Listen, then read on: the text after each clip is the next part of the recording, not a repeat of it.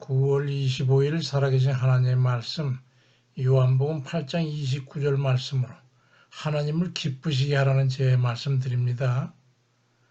누구에겐가 신앙의 권면을 받아보신 적이 있으신가요? 알아듣도록 권하고 격려해서 힘쓰게 하는 것, 그걸 권면이라고 하는데, 그런 신앙의 권면을 받아본 경험이 있으십니까? 오늘 본문의 그 행함에 대한 권면의 말씀이 있습니다. 주님께서 몸소 경험하신 것을 통해 간접적인 권면을 먼저 하셨는데, 요한복음 8장 29절에 나를 보내신 이가 나와 함께 하시도다. 나는 항상 그가 기뻐하시는 행함으로 나를 혼자 두지 아니하셨느니라 말씀합니다. 뉘앙스를 통해서 주님께서 말씀하시고자 하셨던 것이 무엇인지 잘들 아실 겁니다. 의미는 이렇습니다. 예수님 스스로 무엇을 하시든지 항상 하나님을 기쁘시게 해드렸더니 하나님께서는 혼자 내버려 두지 아니하시고 늘 함께 하셨다는 거예요. 그러니 우리도 그렇게 해서 하나님께서 함께 하시는 그런 삶을 살라고 권면하시는 겁니다. 근데 사도 바울은 이렇게 직접적인 말로 우리에게 권면하는데, 데살로니가전서 4장 1절에 형제들아 주 예수 안에서 너희에게 구하고 권면하노니 너희가 어떻게 행하여 하나님을 기쁘시게 할 수 있는지를 우리에게 배웠으니까 너희는 더욱 그렇게 많이 힘쓰라고 권면하고 있습니다. 하나님을 기쁘시게 하라는 권면입니다. 우리가 이 권면을 거부할 이유가 있습니까? 마다할 이유가 있어요? 하나님을 기쁘시게 해서 누릴 수 있는 놀라운 은혜를 우리가 마다할 이유가 있느냐 말입니다. 그럼 어떤 이들이 하나님을 기쁘시게 합니까? 내겐 두 아들이 있는데 큰아들이 손자 쌍둥이와 손녀를 두고 있습니다. 큰아들이 부모에게 한 가장 큰 효도가 있다면 그건 아마 손자 손녀를 낳아서 우리가 서로 교감할 수 있게 해준 것일 겁니다. 우리 애기들이 몸이 건조할 수 있는 할아비 할미의 말년의 인생에 기쁨과 행복감을 준 것은 그 어떤 것과도 비교할 수 없는 것이기 때문이죠.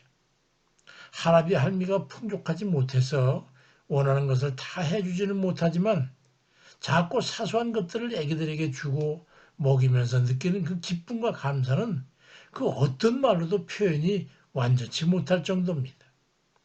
이러한 마음은 할아비 할미가 돼보지 못한 분들은 아무리 설명해도 이해를 못할 겁니다.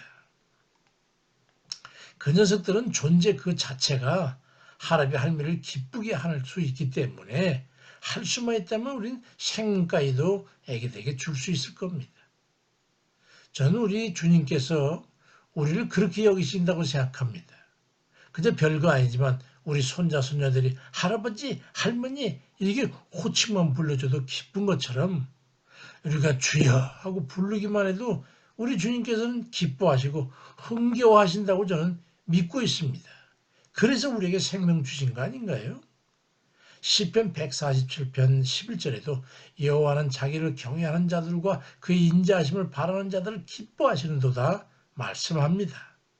그뿐만이 아니라 우리가 하나님의 말씀을 진실한 마음으로 지켜 행하는 것으로 우리 하나님은 또 기뻐하신다고 믿습니다. 잠언 12장 20절에도 진실하게 행하는 자는 그의 기뻐하심을 받느니라 말씀하고 있고, 잠언 1장 20절에도 행위가 온전한 자는 그의 기뻐하심을 받느니라 말씀합니다. 우리의 믿음이 뭡니까? 믿기 때문에 주 말씀대로 진실하게 행하며 그 뜻대로 살아내려고 애를 쓰는 것, 이게 믿음 아닙니까? 입으로만 주절되는 게 아니라 그 행함의 믿음이 없이는 하나님을 기쁘시게 할 수 없다고 성경은 말씀하고 있어요. 히브리 11장 6절에 보니까 믿음이 없이는 하나님을 기쁘시게 하지 못하는데 하나님께 나아간 자는 반드시 그가 계신 것과 또한 그가 자기를 찾는 자들에게 상 주시는 인심을 믿어야 할지니라 말씀합니다. 또 마태복음 7장 21절은 나더러 주여 주여 하는 자마다 천국에 들어갈 게 아니고 다만 하늘에 계신 내 아버지의 뜻대로 행하는 자라야 들으라고 말씀합니다. 주님께서 항상 하나님 기뻐하신 일을 행함으로 하나님의 능력을 힘입을 수 있었다면 우리도 하나님을 기쁘시게 하는 삶을 살아드림으로써 하나님의 능력을 힘입어 살아가는 그런 복된 이들이 다 되시기를 주의 이름으로 축원드립니다. 아멘입니다.